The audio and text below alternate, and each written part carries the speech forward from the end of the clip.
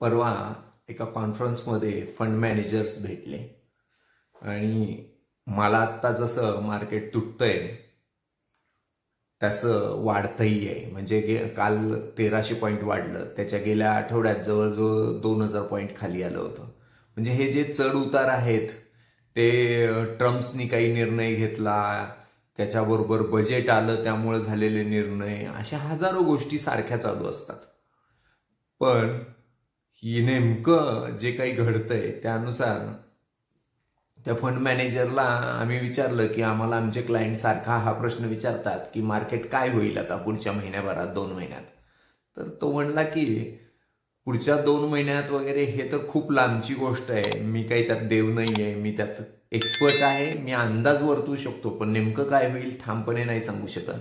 पण जर तुम्हाला वाटत असेल मी सांगू शकतो तर मग मी तुम्हाला म्हणेल की जर मला तुम्ही तर महिनाभर म्हणताय, मी तुम्हाला सांगतो की मला जर 10 मिनिट अगोदर कळलं की मार्केट पुढच्या 10 मिनिटांनी कसं रिॲक्ट करणार आहे तर यदा कदाचित मी तुमच्याकडे फंड मॅनेजर म्हणून कामच करणार नाही, कारण 10 मिनिट अगोदरच मला कळेल की हा शेअर 10 मिनिटानंतर कुठं जाणार आहे आणि मग त्यामध्ये मी प्रचंड पैसा कमवू शकेल.